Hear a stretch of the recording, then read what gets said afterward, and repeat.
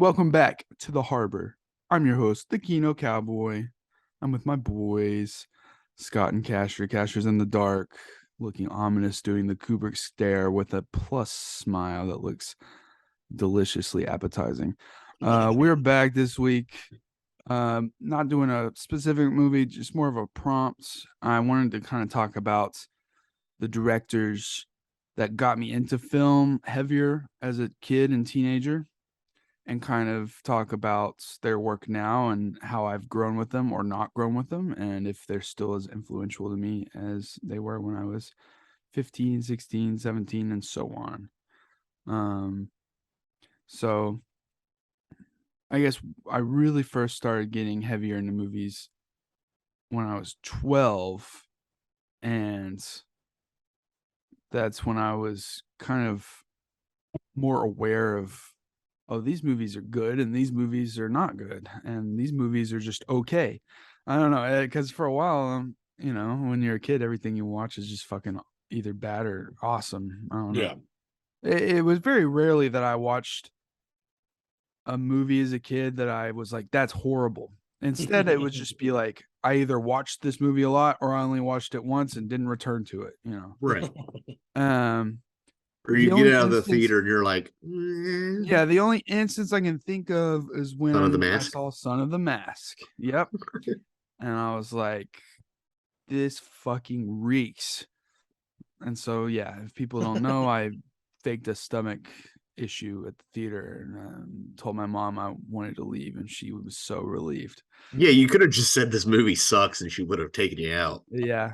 Well, I didn't think that was really something you were supposed to do, is leave during the I movie. still have trouble doing that. It's weird. I think because I'm already paid, I'm like, no, it'll get better. It'll get better. Walked out of what is that fucking Kevin Costner Robin Hood movie? No, not the Kevin Costner one. No, Robin Hood, what's his name? 22, Ridley Scott. Yeah. No, it was a Robin Hood movie. I know. That was It Ridley Scott. was Ridley Scott with what's his name? Gladiator. Gerard Butler. No, not Gerard Butler. What's his name? Jesus Christ. Russell Crowe. Russell Crowe. I get those two confused. That's it. Yeah, no, they definitely. Yeah, okay. Completely Well, different. that movie fucking sucked. It wasn't. It was just an average movie. But also, we were a bunch of 16-year-olds talking and wanting to fucking do other shit. So it was better to take ourselves out of the movie because everyone was getting pissed off that we're talking and carrying on.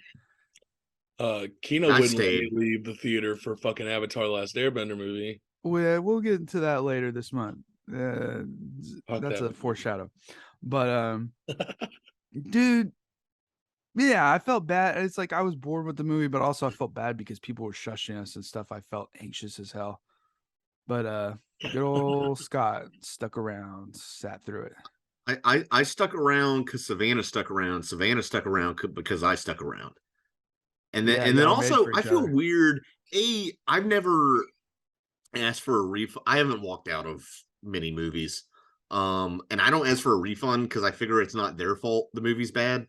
Like the theater's fault, although most of the ticket sales go to the studio anyway. Right. But I don't know. It just felt weird. And then I'm always like hoping, like, oh, maybe it'll get better. I remember watching Transformers 2. I was like, maybe it won't completely suck ass. And I was just like, yeah, fuck this movie. Fuck. Some theaters, I remember at least back in the day, if it was before the halfway point, you could get your money back. Yeah. The only time I've done it is when like I bought a ticket, but then people canceled on me. or everybody decided to not go to the movies and I was already there. I was like, oh, can I just get my money back? I thankfully got to do it, but it was because the power went out. So it wasn't like, oh yeah, I wanted to leave, but it was Now You See Me. Fuck, that's a magic trick. Abracadabra. God, I hated it. I was like loudly making fun of it in theaters because I fucking hated it.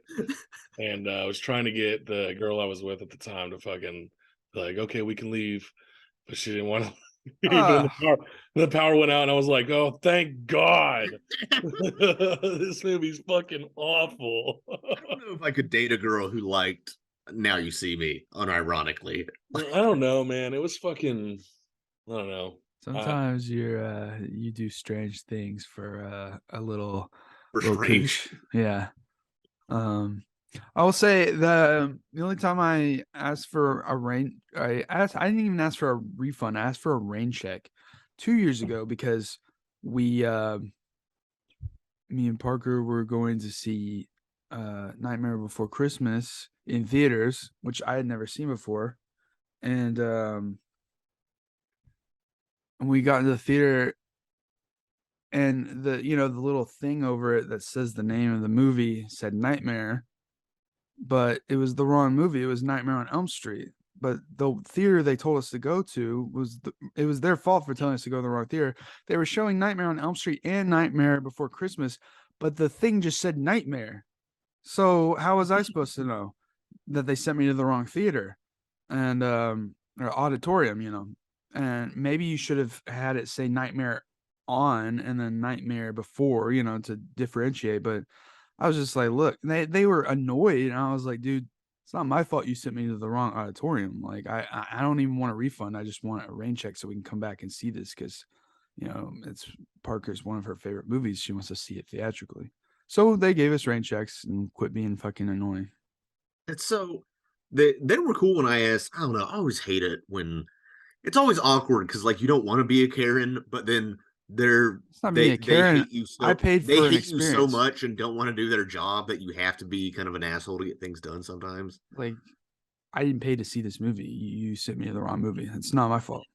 So, but otherwise, I've stuck out every movie since Robin Hood. I can't think of another one. I walked out of Thoroughbreds just because I was bored. I Oh don't even know yeah. what the fuck that movie is. Also, for some reason, I couldn't tell Anya Taylor-Joy and Olivia Cook apart. I got confused, even though they don't look alike. I don't know why. The way they're like costumed or something. And I was texting you, Adrian, in the theater, and then I just walked out. I was like, I don't want to watch this. Yeah. I was like, damn, if he's texting in the theater, dude, Jesus. I was in the very back; nobody could see, but I I know, was but just like bored.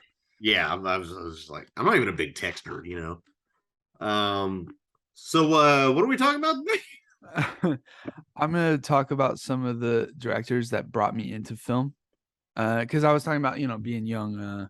Like I said, when I was 12 is when I really started to realize, oh, these movies suck and these movies are good. But it didn't really fully kick in until 10th grade though, because ninth grade I was seeing fucking horrible shit. Horrible. I was going to see everything that was bad. Like And you go just because there's nothing we live in a not large city, so there's not a lot to do. So you just go to the movies, Yeah, I whatever's on was with your friends. notorious in middle school for seeing every shitty comedy that ran. yeah. Like so many Larry the Cable Guy, You Cedric the saw it in theaters? Entertainer. Yeah, I saw fucking Health Inspector in theaters. I saw fucking what's it What was called? that crowd like? Delta Force. I don't know, Oh, but me and dude, my I don't fucking even buddy want were to just know. like I've seen throwing Delta Farce. It's pretty bad. we would throw It's not even popcorn. good bad. It's just joyless. It's just boring. Saw Codename the Cleaner. Jesus. Balls of Fury, which I still like. Yeah. I kind of like Balls of Fury. I love that movie. Yeah, But I seventh was grade. like, Yeah, I saw Balls of Fury in theaters, epic movie, superhero dang. movie, Oh yeah. fucking I saw Rush Hour 3. Mr. Woodcock. I saw. Oh, I Jesus. went and saw Is Rush Hour 3 bad? Yeah. Oh really? Yeah. The I first went two were and good. saw Yeah. Mirrors over the Dark Knight. Oh, dude. I don't Because even I know was what that really, is. Bro. it's a really shitty PG-13 horror movie, Okay. but I went with girls. I So Oh saw yeah. Well. I saw The Unborn, I remember. Oh God, I think dude. that is that like a pro-life movie now that I was about to say, is that dude, like a Roe versus Wade thing? I don't know what that is. This is a shitty PG-13 horror movie. Yeah, so many PG-13 PG-13 horror horror can movies. now that I understand why it exists, but now that I'm 17 or older, I I hope. need more X-rated horror. I need more full penetration in my horror. Knife penetration. Oh, dude. Chest. Fucking yeah, ninth grade. I remember I saw fucking Eagle Eye, How Max was that? Payne. Oh, you were hyped Jumper. for Max Payne and you liked it. I loved that fucking movie. Fuck that I like the movie. games. I bought the unrated cut on DVD. And then I remember I even made a Facebook post that had the picture that I made in Microsoft Paint and said, "Screw the critics, they don't know what they're talking about. Max Payne Dude. rules." Yeah, dude. God damn it. And That's then, embarrassing. it is very embarrassing. And Thank you then for sharing that. I saw Knowing, Alice in Wonderland, so Yeah. much fucking Oh garbage. yeah. And then 10th grade hit, and it was like a fucking switch went off in my head. But And that I was found me. That was myself, me and you. We kept the fucking copy of the 100 greatest movies on IMDb in our fucking yeah, it was backpacks. Dude, I like, remember you would get it out in German class like a fucking cock. yeah, we printed out the top 250. I forgot about that. Yeah. And the AFI 100. But why would you carry it with you to school? Because why not? Who gives a fuck? That's when I rented Doctor Strangelove, and that was kind of like the switch in my head. I was like, okay, so this is what they call satire. Okay. You know, Great movie. You know, I long for my adolescence, but not in the way that some people do because they were like picking up chicks and cruising around. I long for there's that period when you're like 12 to 15 or something, where, or just as a teenager, let's say, where you're mature enough to understand a lot of more sophisticated art, but you're not so cynical and joyless that it's difficult to enjoy that art. yeah. And I really long for that mindset, you know, more And than the youth, more than my six pack that I didn't have because I was fatter than I am now. But yeah, and this is kind of like a sister cast to the IMDb top 250 cast, which we've already done. So go check that out if you want listening. Because we went through the top 250 and kind of talked about movies that we liked back then and if they're good now. But I want to center in on directors, like specifically. And so I'd say there's probably I didn't include Kubrick on this list because there's no point. He's obviously the GOAT still, and there's nothing to change that. I will say that watching 2001: Space Odyssey at 12 years old was a bit much. I watched The Clockwork Orange when I was like 13 years old, so I feel that. Jesus. Yeah.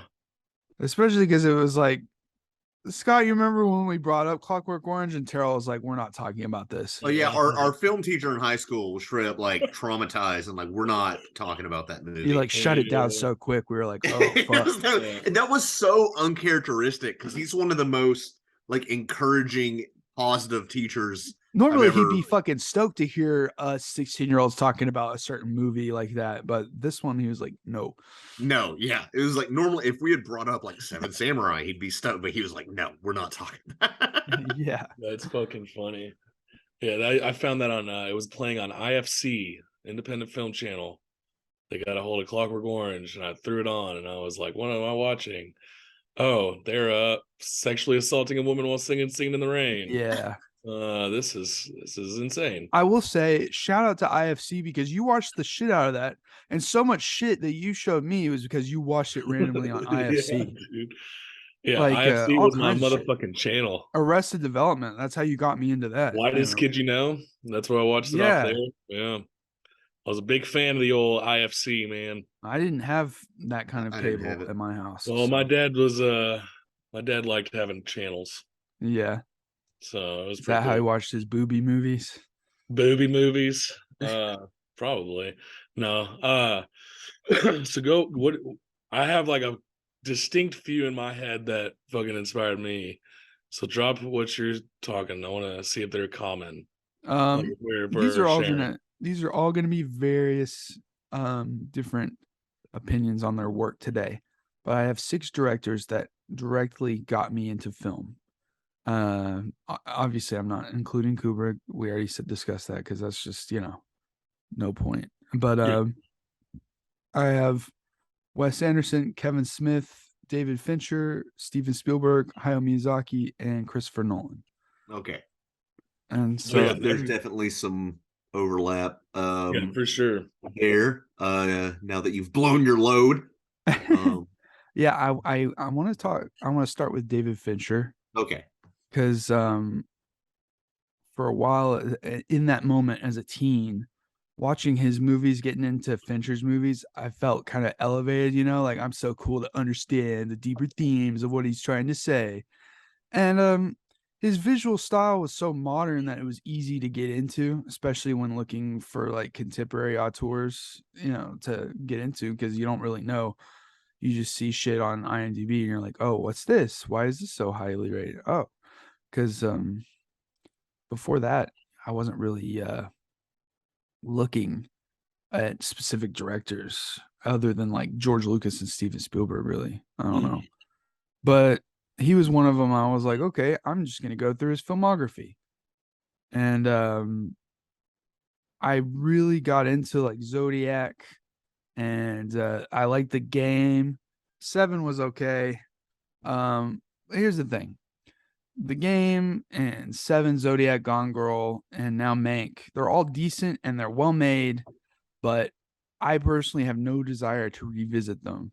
See, the Fincher movie that I got into was Fight Club, the quintessential machismo fucking dude bro movie that bros don't understand. Yeah. I was like, I got deeper into film in my 20s. They never really grabbed me again. I realized this when Mank came out, and I was like, damn, when's the last time I even watched a Fincher movie? Because I used to dick ride hard, dude. And that bothered me. I was like, I don't really a lot of his movies are one and done for me, and I realized that I don't really want to revisit some of them. I don't care. Especially, I think it was when Gone Girl came out. I watched this, and I was like, it was all right. I don't know why everyone's hyping it. Really enjoyed the shit out of Gone Girl. Personally. That's fine. I like Gone Girl, but I don't have to rewatch it. I could, but I don't really feel the need to. Same with Mank. I really enjoyed Mank. I kind of forgot we covered that on this podcast. Exactly. Honestly. I forgot that was his. I enjoy it at the time, but also it's dense and not in a good way. And are you still big into Girl with the Dragon Tattoo? That's what I'm gonna say. The two I still love to this day are The Social Network and Girl with the Dragon Tattoo. That's what I thought. But here's the thing: you dick ride the Social Network. I rewatched Social Network after like 5 or 6 years.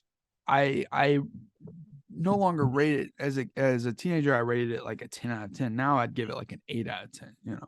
It's a great movie, but it's not like perfect masterpiece. And also, one of the things with that movie, despite not being, it's kind of old, it's a decade old, but in the past decade, even social media and Facebook, now Meta, has changed so much already.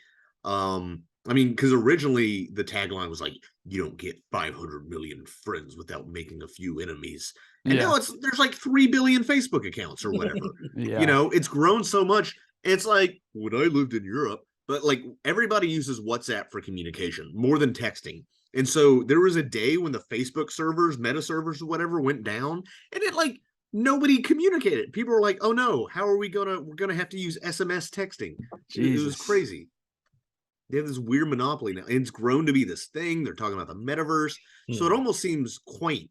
Like the just looking back at it, which makes it more interesting in hindsight. I should rewatch that movie. Because I got up my butt about like it's not as historically accurate in some ways as I would like, but I understand those are creative decisions. And also apparently there were some things that what's his name? Who's the writer on that?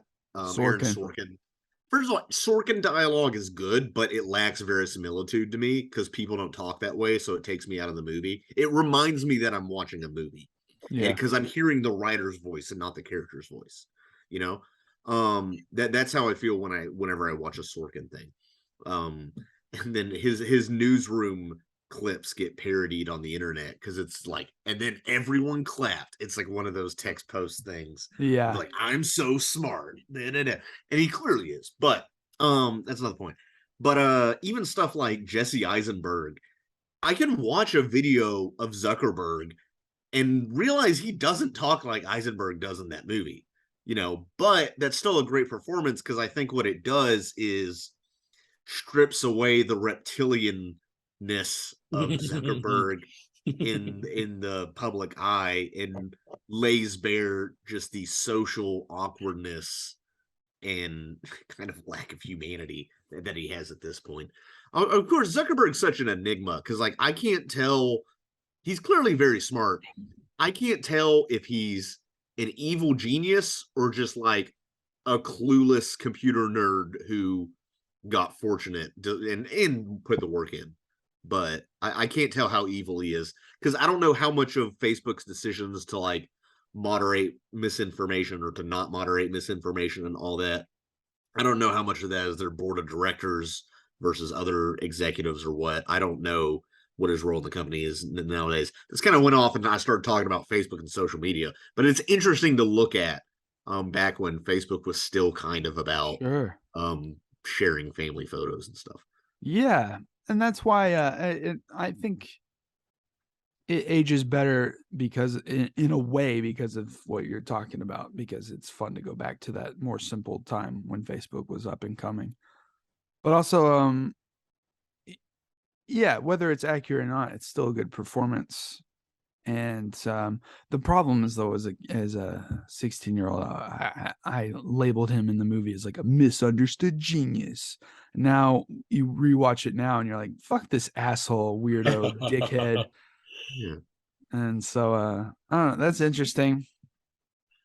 I still think my favorite of Fincher is probably Zodiac.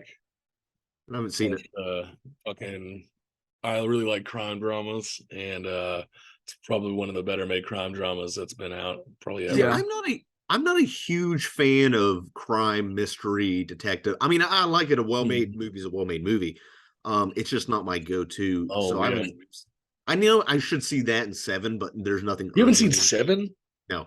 I've seen Gone Girl. I've seen Fight Club. I read the book Fight Club first, so that changes my relationship with the movie. Yeah. I like the movie. I think it's a good adaptation. Like I already knew the twist going in because I've read the book. Yeah. So Fight Club was my like big one whenever I was like 14. Like, yeah, I've seen Fight Club. Yeah. I remember I spoiled that movie for Adrian in the middle of the movie theater. Oh, yeah. But here's the thing, I still gave it a chance, and then I didn't like it at all. In fact, I actively disliked it. Really? And then I felt like the odd one out for not finding it interesting or that smart, really. And then and it was like, I think that was when I was like, maybe Fincher isn't always a pristine, perfect guy like I thought, as a teenager, I guess. And then it's like, maybe I could be going deeper. I don't know. Gone Girl was like, maybe this guy, he has some flukes I'm not into. I feel like there's there could be more substance in some of his movies. I mean, yeah, at the end of the day, he is a studio filmmaker. He is an auteur, but he works within the studio system and makes mass appeal movies. Because his quote that he says is his kind of storytelling philosophy is people are perverts, meaning they want to see murder and sex, drugs, rock and roll, and all that. So he does make mass appeal movies because I think my parents have seen Gone Girl. Your parents can see Zodiac or whatever. Yeah, they're not going to watch. It was enough of like an auteur take on contemporary filmmaking that I'm glad I got into it because it showed me how much more dynamic a visual style of these movies can have, like for like regular audiences. It doesn't have to be artsy fartsy. I'm just saying, like, you can have mass appeal movies and they can still be technically brilliant. I mean, and of course. I will say this: I am one of the few people that actually enjoy Alien 3. Oh yeah. Yeah, I do. I think you're the only person I've heard that opinion from. I like because I don't talk to a lot of people who've seen Alien 3. I'm a big Aliens fan. I don't give a fuck. Like Alien 3. No, fuck that shitty movie. Yeah, Dude, are you character in Alien 3? Are you an Alien or an Aliens guy? Alien. Yeah, okay, me too. It's a better movie. Aliens, fucking insane, disgusting horror. I even gave Aliens 3 the chance because I watched the assembly cut. That's like it was like a special feature. It was like an extended cut that's supposed to be way better. Even that was a piece of shit. I said, fuck this. See, I understand that it's a bad movie, but it's so I like the xenomorphs. I like stories told like that. and Ron Perlman's in it. I like Ron Perlman. Yeah, but they kill off all the characters from Aliens in the opening scene, and it's like, okay, so I guess that movie was for nothing. It sounds like it took a risk, Adrian. No, it sounds like poor fucking writing. It's one of those ones like I'll get to pleasure. I'll get just like stupid fucking stoned and watch it. Yeah. I will say it's always great for a movie when you're like, I have to retard my mental function in order to enjoy it. I like doing that, Scott. Hey, I get that with certain movies. Don't worry. I get it. But yeah. So Social Network and Dragon Tattoo. I like Dragon Tattoo more than most people. I guess it's the atmosphere and all that. Yeah. I wish he would have finished that. I know, man. Because fucking second movie would have been insane. You don't see many movies that grab that freezing fucking cold atmosphere, especially Swedish, and it's like. Plus, on top of that, it's a murder mystery, and it just makes it all feel so dense and cold, and I love it. And I like Daniel Craig in this movie more than I like him in James Bond, actually. That's why I probably liked Knives Out so much. Seeing him solve mysteries, it just works for me, I guess. I was gonna say, my favorite role that Daniel Craig's ever done has been in Knives Out. Yeah. Knives Out is so fucking good. And still need to see it before the new one comes out. That really speak to me, but I have never had the urge to go back now, especially how old I am now. Because I haven't really been into them since I was like at max 18, 19, I guess. So it's been a while. But Mank was fine. But the more I think about it, the less I'm interested in revisiting that one for sure. I don't know. Yeah, it's another one. His films can be clinical. Yeah, I would say they're definitely not warm. Who's the next guy you got on your list? Christopher Nolan. Here, that would be one of mine too, I would say. And I would say our generation, probably all three of us, heightened our because he's another popular filmmaker who elevated certain genre. He directed the first elevated superhero movie, probably. And really brought that into public consciousness. Here's the thing.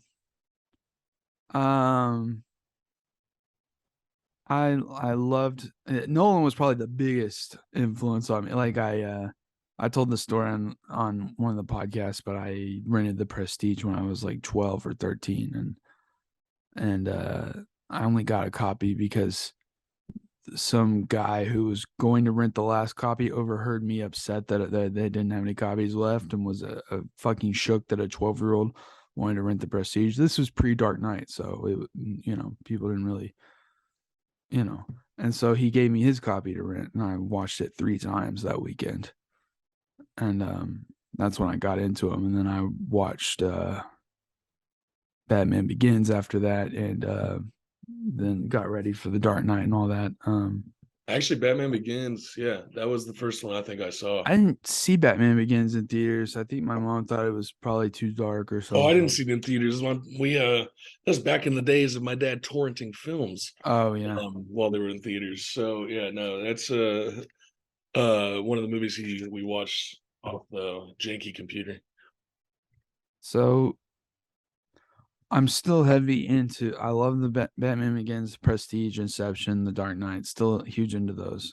The Dark Knight. We've talked about this. I see flaws in it now more than I never did, but I still really love and enjoy it. It arguably supports the war on terror. Yeah, it's got some problematic shit in it that I was too stupid to notice back then. But then I find that interesting, even though I disagree with it, obviously. I'm a big Dunkirk fan. It's probably my favorite thing he's put out in a long time. But that's another one. I really like World War II, World War I films. That's yeah. Well, see, to me, I think there was a shift. A lot of people agree. Dark Knight Rises came out. It was his first disappointment. Kind of not that great of a movie.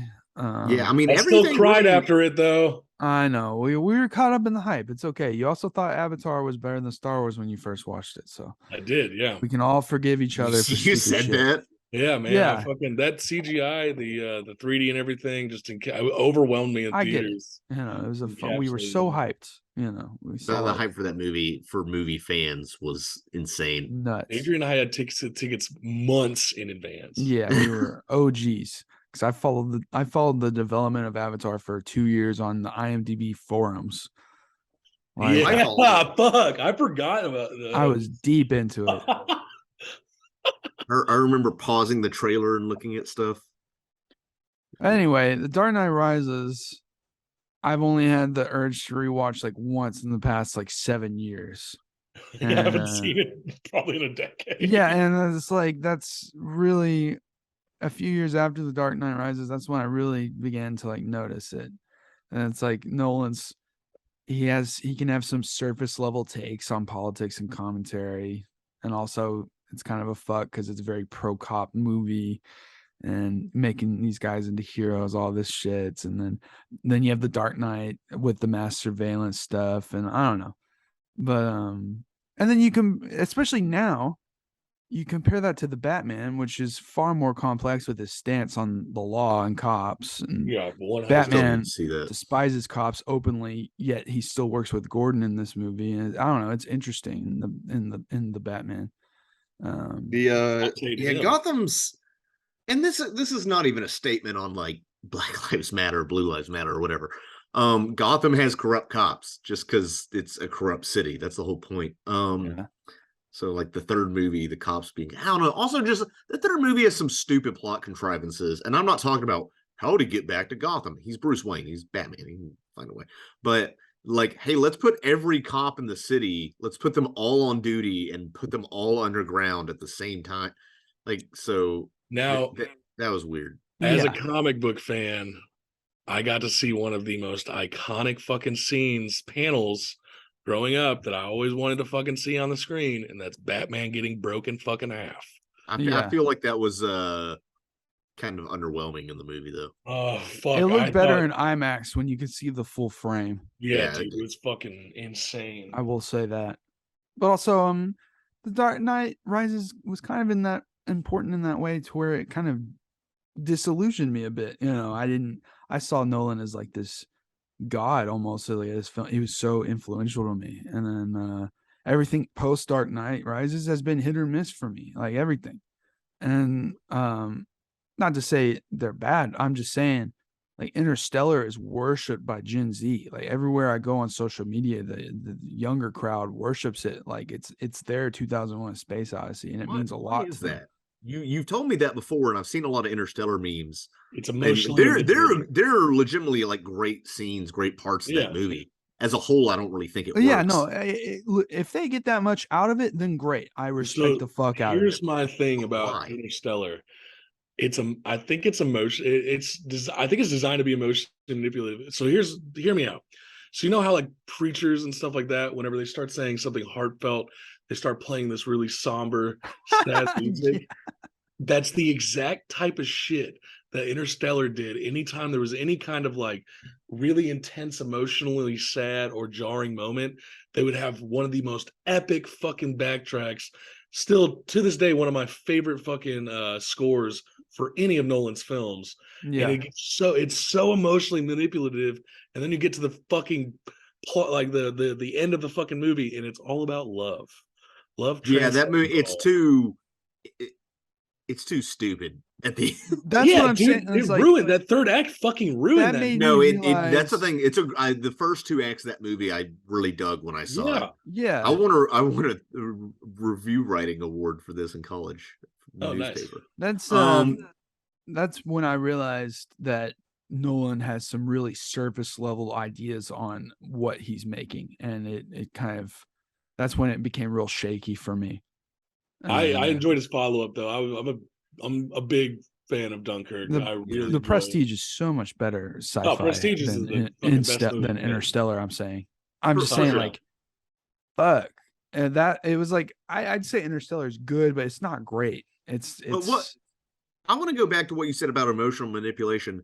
Isn't that every movie, especially Spielberg? Absolutely. This is just like heavy, and it's like Gen Z's first like post church fucking, I feel like movie, like, it's like a movie that they found a lot of Gen Z is, there's a big thing about like reformation of the church and like leaving churches and things like that because of situations like that, but then they fall victim straight into the same fucking thing. And I'm telling you, when I say emotional manipulation, we have that in a lot of movies. Interstellar does it so fucking well though, like it just deeply with the score. Yeah, man, the score combined with the I scenes. mean, there's really great performances. I know it's a meme, but the meme where he's I mean, crying. the scene where he accidentally stayed too Yeah, long in man, that that's time tough. warp, and his daughter's aged 20 years, and he's crying because he's missed so much of her life. Like that's a great scene. I will Period. say no, that's probably the best scene because The it's so movie, yeah, intense. Like Yeah. that as a concept is really terrifying. I will yeah. say that's really strong. That part. And I wonder how much does Nolan have kids? Because like being a filmmaker, especially of his stature, like you're gonna miss parts of your kids' Oh, he lives. has a You're lot of gonna miss stuff moments. concerning children, especially around this time. We've got Inception, we've got Interstellar. I haven't seen Tenet or Here's Oppenheimer. the Did thing. you like Tenet, Adrian? We did a whole cast on this We movie. did. You liked it more than me. Yeah, no, Tenet I liked more than The Dark Knight Rises, Interstellar, and Dunkirk. I felt like it was more of a return to form, but I can't pretend it's not a little bit messy. It's And a lot. it's not on the same level as The Prestige or Batman Begins or Inception. And Sure. look, I know a lot of people they don't dig Inception for various reasons, but I'm so fucking into that movie, dude. It just hits a lot of marks for me. It's I such a need to fun rewatch because blockbuster. I later learned that entire movie and it itself is an inception because it's actually about the filmmaking process. Exactly. I what did you guys think of his earlier work, like Memento and Well, first I Insomnia? want to say I like Memento. Dunkirk was completely uninteresting to me, and I was shocked how little I even remember about that Really? movie. I And thoroughly. I saw it once, and it went in one ear and out the other, and that's when I was like, okay, Nolan is officially not as great as I thought he was. I like a lot of his movies, but I don't that worship from high school is gone.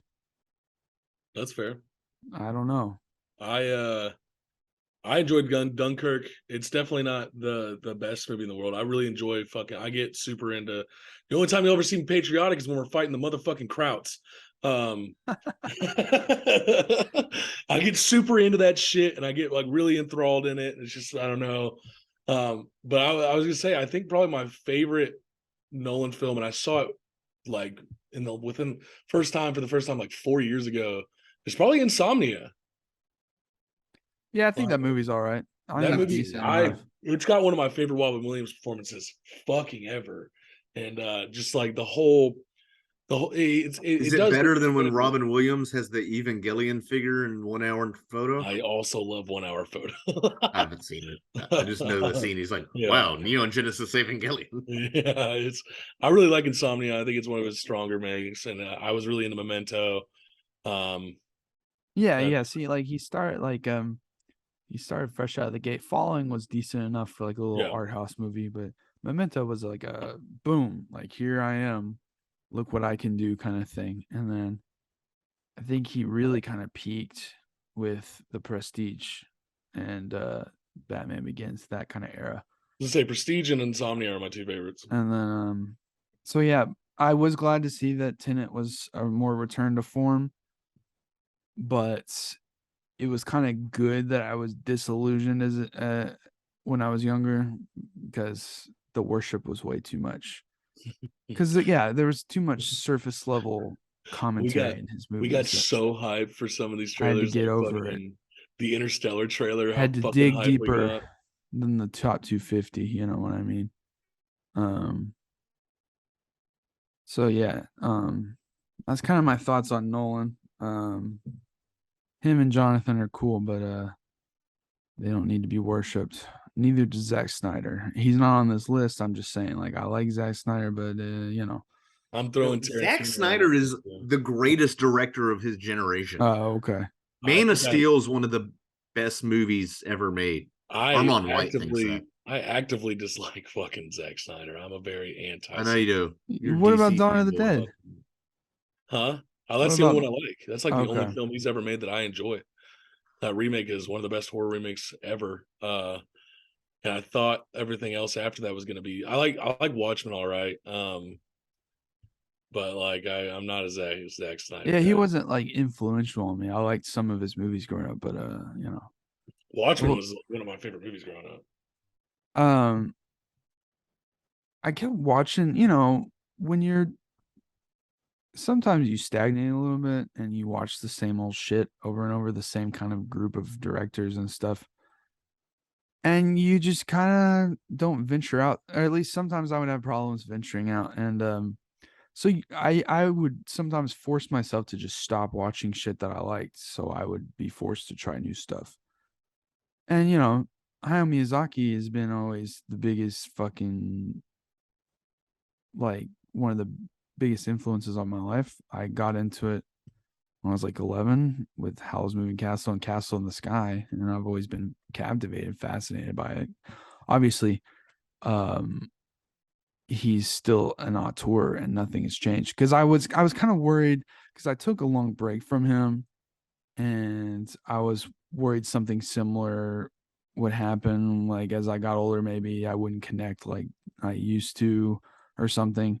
But that is not the case at all. Like I just rewatched Spirited Away for the first time Oh since high man. school in theaters, and thankfully this is not the case. Like it was better than it was when I was in high school. I was surprised. Yeah, I remember being around 11, 12 years old, and the first time I got introduced to Hayao Miyazaki was through good old Cartoon Network. They used to Yeah, put Spirited Away, and I saw Howl's Moving Castle on there, and me and my brother and my sister would sit in the living room, and we would fucking just not talk watching all of Spirited Away or Howl's Moving Castle.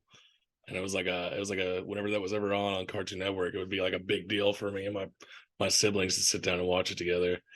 And then you showed me Mononoke, and that blew my fucking mind. that's the thing is because I when I saw Princess Mononoke in theaters a few years ago, I didn't like it as much as I did as a kid, and it worried me. And I got kind of like, I was like, oh shit, do I not like this as much as I thought? And then I rewatched Castle in the Sky and other stuff with Parker. And I was like, no, I'm still very much heavily influenced and love this director's work so I much. have to ask, What?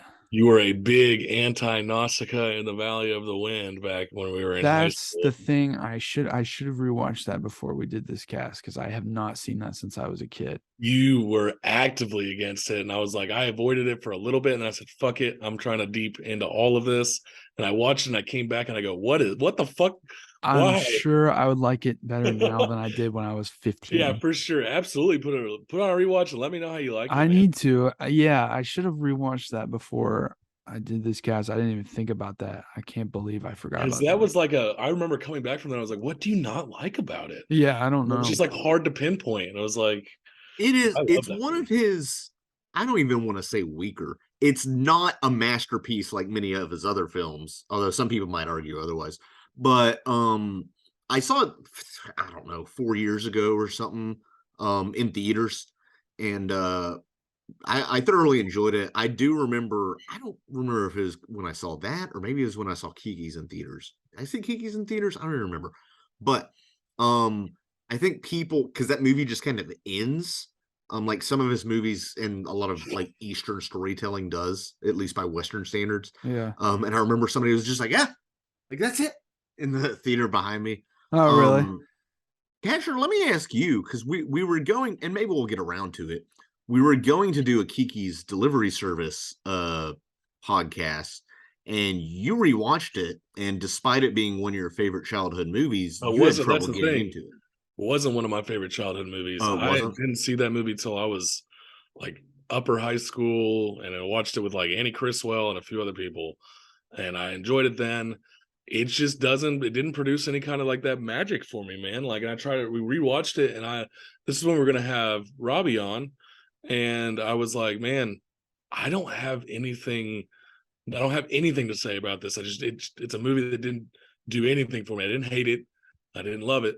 I enjoyed some of the set pieces and things like that in it, but it's one of those things I don't know why. I got into the same mindset. I was like, maybe I just don't like Miyazaki, and then I rewatched fucking Howl's Moving Castle, and I was like, okay, I still like it. Yeah. Sometimes No, there's just one of those movies, maybe that doesn't mean the whole filmmaker or his of whole course. work, you know. Because like I still think Princess Mononoke is a good movie. It just didn't hit me like it did when I was a teenager or even a kid. I was like Yeah. 12 watching that movie. I rented it. I do want to say I do like. I think I rewatched The Wind Rises with like this past year. Yeah. It is definitely it's one of my favorites. It's in my top. Okay. I need Yeah. to rewatch that and I need to rewatch Nausicaa. I will say the whole reason I think it works so well even now, especially as an older adult, is because those movies make you feel like a kid again. And not many films like that just truly make me Yeah. lost in the sauce, like feeling like just a child, like Mhm. enjoying a beautiful spectacle like that. See, that's why Kiki's didn't hit so hard That's for me. why I'm so surprised because Kiki's does it harder than most, and like I gotta I eventually didn't watch more experience it when I was Spirited. like young enough to like feel magic Really from it, I guess. I don't interesting. know. Well, Because Spirited Away, I here's can watch Spirited Away and I will get full fucking body chills. Yeah. Like there's scenes in that are just epic and they bring me back like hella nostalgia. That's my favorite Miyazaki. I know it's the stereotype. I fucking love Spirited Oh Away. yeah, I That have a is my favorite. newfound appreciation for it There's because so much complicated fucking imagery and I just hadn't like yeah I hadn't watched it since high school, and since high school I've been into a lot more well, you know, directors. Well, what I'm trying to say is that the movie The Spirited Away uses dream logic just like a David Lynch movie or like an Aronofsky movie. It's got that same kind of like almost uncomfortable feeling of dream logic, but also comforting in the same way. It's like this weird split hair thing, and just the way the plot operates. I was like, I'm way more into how this film operates than I was in high school. it's my favorite for sure. There's also Miyazaki's really good at knowing who he's making movies for, and like it's made for everyone, but there's always a scene where the main character is just staring adrift, and it's a break from the continuous chaos of like most of his films, whether Yeah, or not that chaos is controlled or not. But like in Spirited Away, for example, there's a scene where it's like a minute and a half of fucking them just sitting on the train not talking, her just staring out blankly. And I watched something recently and Miyazaki explains it. He's like, I'm giving my audience a breather for a second. We're that's easing back interesting. into this. It's a super interesting like plot or a way to film things or draw things or whatever. It's yeah, Spirited Away is my fucking shit. But also, he takes you to these fantastical worlds and lets you get lost in it. But he always, or not all of them, but most of them, there's always at least one part where things get really fucking grim and terrifying, and you have to overcome that as a viewer, and with the character, and then it kind of takes you back to that more relaxed kind of, not relaxed but just cheerful. I don't Yeah, know. It's I like think. Go ahead. I don't know. It's like Howl's Moving Castle is one of the most relaxing, comforting films I have, but there's still parts But fucking like where terrible. he just starts melting into the floor and dark spirits kind of start rising up, or when he goes to Madame Sullivan and she like does that fucking spell on him and everything goes fucking ape shit. I don't know. It's just interesting how you can incorporate dark elements and not. I don't know what I don't even know what I'm Well, trying to say. It's so just it I holds let up. me piggyback off that because I think he does that well, but I also think he adds great fantasy elements to realistic situations, like in The Wind Rises. Like that's a dark concept for a movie. For background, it's about a Japanese man who wants to build planes back before World War II, but when World War II started, he's forced to make war machines, and it goes into this whole thing. But there's just like, with dark concepts like that, you have just like these intense fantasy moments of him flying through the air with the Orville brothers, and like just beautiful music going in the background. So it's like he incorporates like dark themes into like high fantasy, but he also incorporates like beautiful fantasy elements into like really dark concepts. And that the Wind Rises is based on a real person. We also Yeah. want to add. Yeah. Yeah, Yeah. watch that now. It's definitely, because I watched it in theaters, and I had an emotional moment because I thought that was gonna be Hayao Miyazaki's last film. And then I was like, I rewatched it and I was like, I'm not sure about how much I like this. And then rewatching it now, understanding a little bit more of what's going on, it's Yeah. a masterpiece. That's cool. Well, so I guess so for Miyazaki, I am glad that it's still just as influential and magical to me. I just took a break from him in my early 20s because I made myself, because I was like, dude, I have to explore more animation other than fucking Pixar and That's Ghibli, when you you know. discovered Satoshi Yeah, Kon. that's when I got into Satoshi Kon, Yeah. Ralph which, Bakshi, which Makoto Satoshi, I was Shinkai gonna or say, Shinkei or whatever. Satoshi Kon was one I jumped on this year, and I watched every single movie he made in like 2 nights. Yeah, well, I got big into all that shit, and when I was at the cul-de-sac and at the summer house, so that's when I was like, look at all this other animation auteurs that exist. It's not just Miyazaki, you know. Which sounds probably stupid to some people listening, but you know, No, Miyazaki's a gateway drug for anime, though. I'm a dumb American who's uncultured, you know. So give me a break here.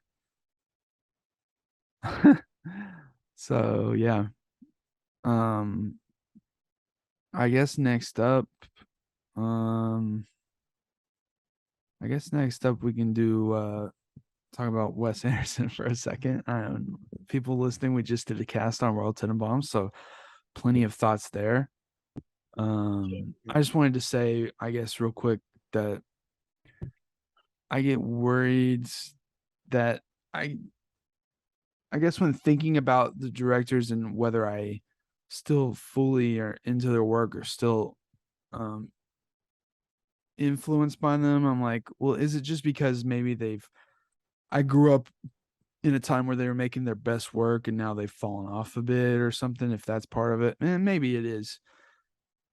Because, you know, for me, Nolan has fallen off a little bit, and I'm not gonna say Wes Anderson has fallen off a bit. I just get worried that his style is overcoming his substance, and it's getting so Wes Anderson-y that I'm hoping he doesn't get lost in that, and maybe he could reinvent himself or something. But you know, let him do what he needs to do. Make more animated features. But that's the thing. I didn't connect I with love Isle of this. Dogs I loved much. Isle of Dogs. I thought it was fucking really well made. A lot more humor in it than I intended to. Grand in Budapest was great, and but I need to yeah, rewatch that because I'm on the proponent of I don't like it as much as I like Isle of Dogs. Isle of I've only Dogs seen is Grand fine, Budapest one. but I also should have watched. I don't know why, but I uh I put off watching his newest movie for over a year now because I'm stupid and I'm worried that if I watch it, I'll be mildly disappointed because I've heard it's polarizing and I don't want to be disappointed by the I guy. liked it. I I know. wouldn't I'm try to just see saying, it. like, I I'm enjoyed the such shit a out of it. weirdo about it, and I'm Yeah. worried that, oh, if I don't like it, then what does this mean? Blah blah It's a blah. set of so it's actually pretty different than a lot of his movies. It's a set of vignettes. It's Yeah, like different stories, all that's part of good. Press Dispatch paper. I think yeah, it's definitely like his aesthetic, but like there's like 5 different stories being told. I will say, I'm not as jerk off to his style as I was in high school because it was so fresh to me back then. I think it's cool and interesting and very much his own now, but it's not something I have to be like, "What, you don't like this? What are you, fucking stupid?" or whatever. I don't know, but I was worried that I was like thinking about all these directors and kind of worried about, you know, falling out with these directors. Not like fully just like maybe I don't appreciate them like I used to. But rewatching Royal Tenenbaums for the cast, I was like, hell yeah, this movie rules, and still very charming and well made and well written. So I was really glad about that. And I still I rewatched Fantastic Mr. Fox recently, and that was great too. So I will call you stupid if you don't like Fantastic Mr. Fox, because that movie is hyper charming. Yeah. That is one of my all-time favorite movies. I love that movie. I love his style, but I do worry that it's gonna wear thin, and that maybe he should I don't know, try something different a little bit. Yeah, watch French Dispatch. Let me know how you like it. I know, but just like if that's what he wants to do, that's what he wants to do. I'm just saying maybe he could go off the wall a little bit, go off and make something. He makes some. There's a scene in French Dispatch that is kind of fucking nuts. Okay. That I think is a little bit different than what he normally does. He should do a superhero movie. What did you say? Superhero movie? Yeah, that's what he should join mix the it up. MCU. Jesus Christ, dude. No. He should do Black Adam too. Yeah, that would be fucking horrible. Yeah, we touched on a lot of that last podcast. Yeah, exactly. If you want more Wes Anderson thoughts, go back to our Royal Tenenbaums cast. But I was pleased that I hadn't outgrown him or anything like that. And I'm not trying to sound like a fucking dick when I say that. I'm just being real, you know. Yeah, for sure. Because you think of other auteurs that maybe have fallen off in the recent years, and that for me, you can't help but think that maybe Spielberg has fallen off a bit in the last decade. Because also old, you know, because the BFG and The Post, and I bet y'all don't even know The Post. That's a Spielberg movie from this past decade. Yeah. Just shit that's just, he used to put masterpiece after masterpiece out, you know. It happens to the best of us, but that's the thing, is that we're not living in an era where he puts out bangers all the time. Ready Player One's fun, but it's not a masterpiece by any means. No, it's also limited by the source material, to be fair. Yeah. Which I enjoy that movie more than the book. The book's too incelly. And I enjoy it. I don't know. I probably shouldn't as much as I do. It hits my like depressed gamer heart in ways that other movie, because I avoid reality too. I've been doing it a lot recently. Yeah, I heard West Side Story is good, but again, that's a remake. That's not an original. Well, that's also the thing, is like he released a blockbuster remake of West Side Story at Christmas, and it still bombs. A Steven Spielberg blockbuster based off of West Side Story bombs. I think a lot of that, though, I think that's more the genre. I think it's because like people aren't that interested in musicals and musical films. Because I know, I just In the Heights was great, and that bombed. I know. It's just I feel like the Spielberg name has kind of lost its luster in the last 10 years. And I feel like directors' names in general have lost luster. That's true, but like he hasn't been putting out many bangers. No, he has. And I'm hoping the Fabelmans brings that back. I mean, I'm trying to think of I haven't seen Lincoln. I need to. I hear a lot of people really liked it. War of the Worlds I saw once in theaters. That movie's underrated. I don't know. It's anticlimactic, but it's underrated. That's actually fucking hella underrated. I'm so glad you said that. I thought I was the only one that thought that. That movie for PG-13 is fucking terrifying. Terrifying. It scared the absolute oh my god! I'm so glad someone has that same opinion, because I fucking loved that movie as a kid. It's so creepy, and like the build up is so good. When everything's shutting down, like all the cars are stopping and stuff, and he's kind of walking around like, why is the sky fuck's going like on? This, and he starts slowly sprinting. That like got into under my skin as a kid. Like it scared the shit out of me. Watching people get vaporized as he's running the truck. I took people, my friends, to see it on, I think it was on my birthday, because I had read the book and I was like real excited. I was like, they're H.G. Wells movie. I was a nerdy kid. Yeah. If we say, let's say Munich, which is also 2005, because that's a lot of people, that's a bit different from what I understand. I haven't seen it, but a lot of people like it. So since 2005, other than Lincoln, I don't think any of his films have been much of a big success. We'll see The Fablemans. I'm excited for it. I'm really looking forward to it. But that's the thing is like, that could be a swan song, honestly. Just because directors fall off doesn't mean a bad Spielberg movie is still better than 95% of movies. I don't know. War Horse is pretty mid. Yeah, it was.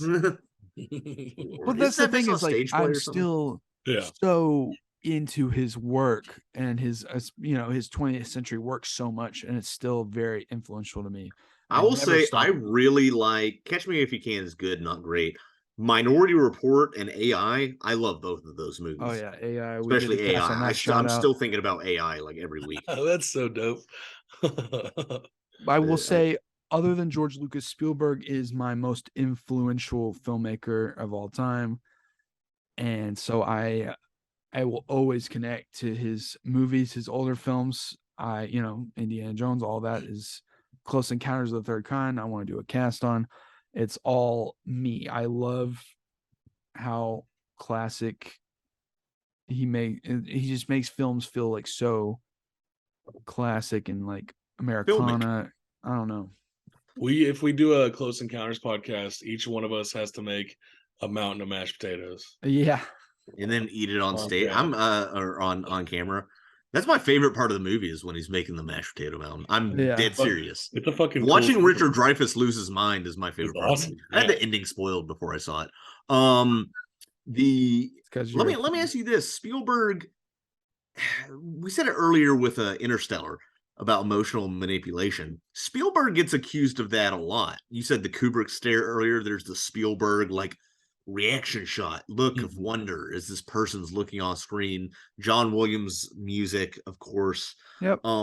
People are almost, I don't know, Spielberg, there's this hipster mentality to Spielberg critics where you're like, well, Spielberg, when you're starting out getting into film is fine, but once you study other filmmakers, you find that Spielberg lacks substance. Yeah, that's what I heard too. It's bullshit. I think it's bullshit. I don't. I'm not saying he's my favorite filmmaker. He's the greatest filmmaker of all time, but he's directed hits and multiple legitimate masterpieces in multiple genres. In sci-fi, he practically invented the blockbuster. You can argue that's been bad for the economics of movies, but A, it was going to happen eventually anyway, and B, him doing that was effective. Suspense, horror, sci-fi again. What is he? He understands it. Everything he just understands filmmaking. I don't know if he's made a pure comedy, war, historical. I don't know. That's the thing is I never you'll grow out of him once you get into more filmmaking. I'm far more into more filmmaking. Let me tell you, I never had to come back around. I've always been huge into his filmography, always will be. I don't need any pretentious snobs on patrician film boasting to tell me otherwise. Because I don't think rules. People are saying he's overly sentimental or whatever, and I don't think it's bad to have filmmakers like that exist.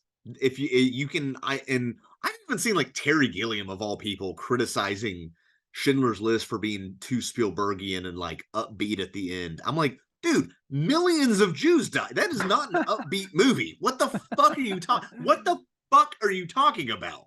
Just because he saves 1,000 at the end, doesn't mean the rest of the movie didn't happen. Oh god, I'm sorry. That Terry Gilliam seems that's a stupid fucking thing. That's a stupid take from an otherwise good director who's also had misses, but he directed Holy Grail, so that's one of my most influential movies.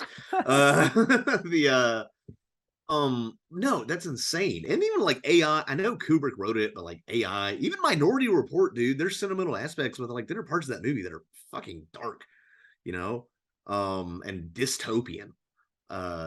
In Philip K. Dick. So I don't know what the hell people are talking about.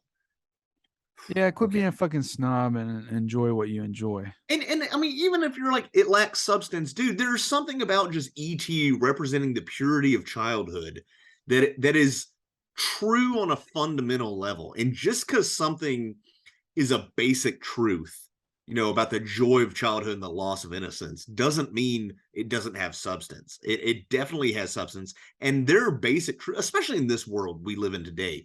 I think some of those basic humanistic truths need to be affirmed, directly in a non-cynical way. In a way that respects the artist's vision, that is not designed by committee, is not winking at the camera. I did not expect to go off that hard. That was fucking awesome. No, I agree. That's why Spielberg's badass. I hope Fabelman's is good.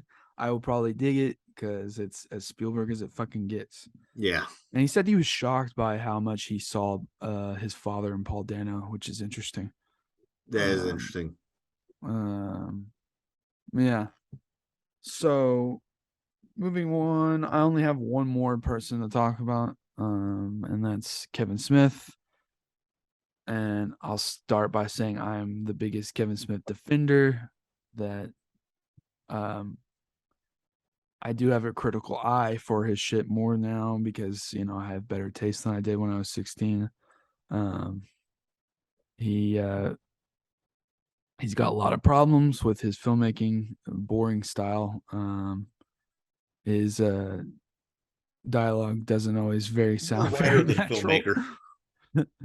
I'm a big Smith forgiver though. He's got a lot of hearts. Oh shit. And, apparently you were telling me this is rare. That's rare as shit. Yeah, that's rare as shit. I got this for like $7 at a Best Buy. I saw on a bin one day. Look up Dogma Blu-ray is one of the I have Dogma on Blu-ray too. It's like a grail fucking the holy grail right now of so they don't have any available on Amazon right now. $200. $200 fucking dollars. Yeah. How nuts is that? I know. Well, what I'm saying is like people say he fell off, but kinda some of it, yes. Like Yoga Hosers was abysmal, and Jay and Silent Bob Reboot has some good moments, but it's definitely like the weakest View Askew movie. But you said Clerks 3 was had some really good emotional moments. What I'm saying is then you have Clerks 3, which came out, but Clerks 3 definitely has some really shitty jokes, and it's not the strongest movie, but dramatic side is like the best stuff he's done in like a decade. But so, and then you have Tusk and Red State. Well, that's the thing, is that people are like, oh, he's fallen off recently. I'm like, oh, did he fall off now or did he fall off earlier? Because after Jay and Silent Bob Strike Back, Smith was like, okay, I'm gonna go out and I'm done with the View Askew. I'm gonna go out and make a regular ass good drama. And it's gonna be a big deal, and it's gonna prove that I'm more than Dante Randall and Jason Mewes and all that shit. So he makes Jersey Girl, and there's like a big to do around it. It's like a big Hollywood deal, especially because Ben Affleck and what's her name are dating, and it's a big thing. And then he's like, okay, look, I can be an auteur. I can make a traditional drama and this and that. No dick jokes. So he makes Jersey Girl, and it's fucking mediocre, and it fucking flops. And I think he couldn't handle that Jersey Girl flopped, because I think it broke him inside, and then he went immediately made Clerks 2. Like, I think he's in denial, or he used to be. Maybe he's not as much of an auteur as he thought, and he knows how to write for this specific universe with these kinds of jokes and things, but maybe he doesn't know how to write, a successful, regular movie. So, but then it flip-flops, because right after that, first of all, he starts smoking Halloween with Seth Rogen. He makes Zack and Miri, which is more conventional, but it also flops. So he goes off. I think that broke him even further. But then he went off and made Red State, which a lot of people consider to be fucking awesome and really cool and way different. And actually, Cop Out came out between those. Oh yeah, that's true. He didn't write that one. Yeah, he made that. Yeah, But what I'm saying is, like, he did fall off, but also he didn't, because he made Red State, which is off the wall fucking art I house. love Red State. And then he made Tusk, which is polarizing, but at least it goes ape shit and far beyond, Jay and Silent Bob smoking weed. I like Tusk. Tusk is fucking nuts. So I don't like it's Tusk. kind of this weird area where it's kind of like George Lucas in that way, where he has his friends around him and they're all yes men with him. And I feel like he is up his own ass about writing and stuff, and like he needs multiple passes maybe from other people with his scripts. And so it's kind of frustrating because some of his work these days is fucking awesome, and then some of it fucking sucks donkey dick, and it's weird. And then you get Clerks 3, which has jokes about NFTs, but then you have some of the best drama he's ever written. So it's just a very frustrating thing to see, I guess.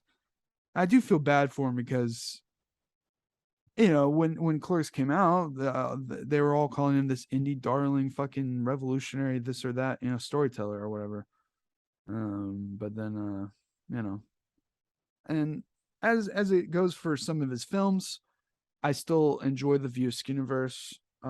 Dogma isn't as fucking crazy awesome as it was when I was 16.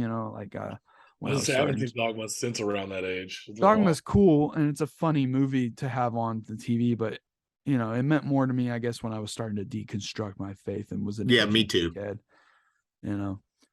Mallrats is probably his most underrated movie. That's a fun movie. It's my favorite movie he's made. Really? Very Mallrats was when I watched it.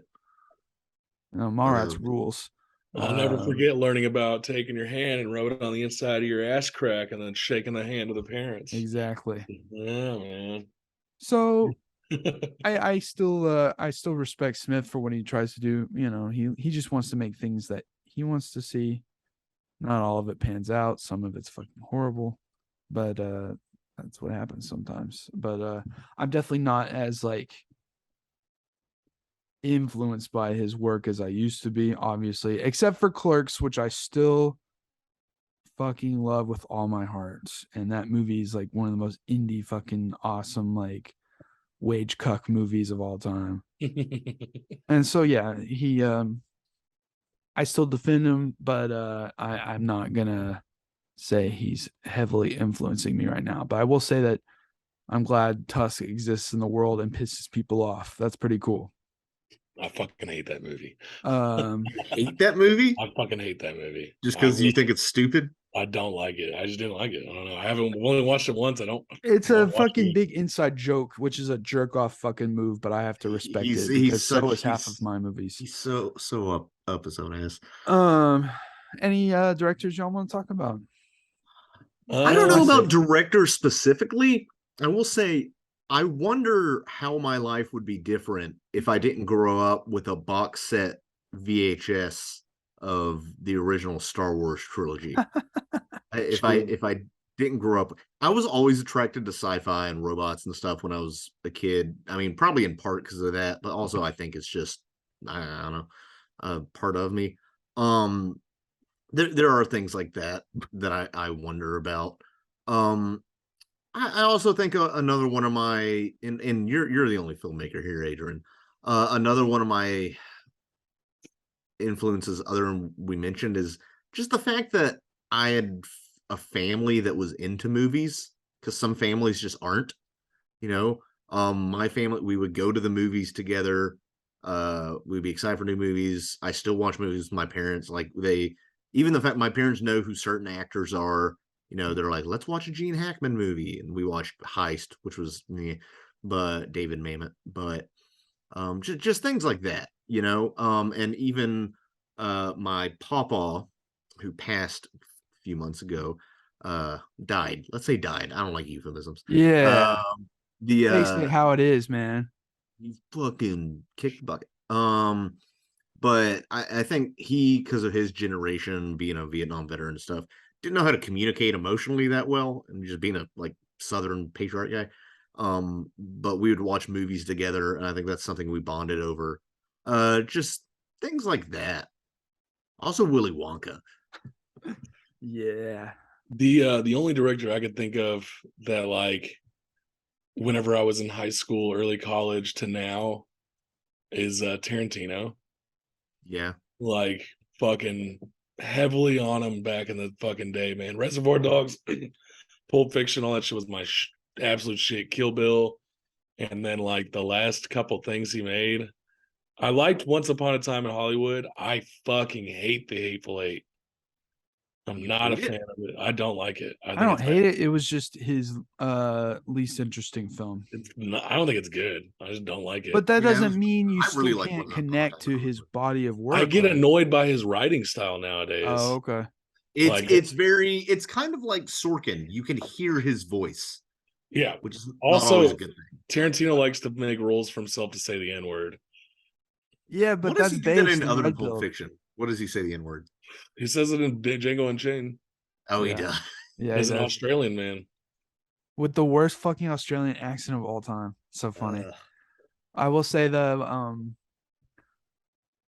I I never dick rode Tarantino as much as everyone else, but I will say Inglorious Bastards is a fucking, to me, a Masterpiece. masterpiece. It's his best film he's ever made. And then Pulp Fiction, of course, is a classic. Those two, I fucking love those movies. I'm a big Reservoir Dogs and Inglorious Bastards fan. Those are Glorious my two. Bastards was like, first time I watched it, I was like, okay, whatever. Second time I watched it, I was like, oh, this is a fucking masterpiece. I got to see that one in theater when I was real young. Yeah, I When remember. did that come out? 2009. 9. Yeah, I saw that in theaters and then bought the Blu-ray of it when it came out. I was a massive. He combined war and then like Tarantino quirkiness. Like, Yeah, I remember you were talking about it with my aunt, and she was so surprised that you watched that movie. I fucking And love I was like, we're 15 shit. I years might old. watch that today. I still have the whole fucking scene at the beginning. Au revoir, Soshana. It's one of the most demented introductions of a character I've ever seen Yeah, on fucking fucking screen. one of the greatest opening scenes to any movie. Oh yeah. Oh yeah. And I remember when I first watched it, I was like, is this whole fucking movie gonna be in French? Dude, and that movie fucking makes me want like that dessert with the creme Oh yeah. fraiche or whatever, dude. Fuck. You had to watch fucking Hitler get Swiss cheesed and a giant Jewish bear Yeah, see, man. that's the I was such a plebe the first time I watched it. I was like, why would they make an alternate universe movie? That didn't make any sense. Blah blah blah. That's not what happened in real life. And now I'm like, this rules. Dude, the coolest thing about that Blu-ray before we head on out here is that Blu-ray also included the original Inglorious Bastards that it's based off of loosely, that whole fucking film on it. Oh, And so I was able to watch that too. Yeah, okay. that was a solid fucking Blu-ray pickup back in the day. I was reading something recently. I don't remember where. It might have been freaking like internet comments. In light of they were talking about Quentin Tarantino's alternate history stuff, which he does in Inglorious Bastards and Django, and to an extent, and Once Upon a Time in Hollywood. And then they were talking about Dahmer, that TV show, and how is it possible to make a serial killer show that humanizes the victims beyond the fact that they were the victims of this serial killer? Because that's hard to do, because somebody's entire life, if they're killed, especially if they're like in their 20s, is going to be defined by that, regardless of what else they accomplished. Yeah. And what you have, for example, with Sharon Tate in Once Upon a Time in Hollywood, by rewriting that history and not telling the story the way it was, that's how you can humanize the characters, despite it being fictionalized, because you can give them agency outside of just that. Even, I guess, you could kind of argue the same with like Jews in the Holocaust or Black people during slavery. I still haven't seen Django. Okay. But I don't know. That was an interesting take, especially with the Sharon Tate thing. Once Upon a Time in Hollywood. Yeah, well, whatever allows me to have a scene where Margot Robbie puts her dirty feet up in the theater is good by me. All right, that's Nice. enough. Put that shit down. I think I'm gonna have to call it now before people get too crazy around here. Get too horny. Thanks for watching, guys. Next week, I have no idea what it's gonna be. We'll see. No, subscribe to Casher's OnlyFans. Yeah. It's OnlyFoots. Thanks for watching, fellas.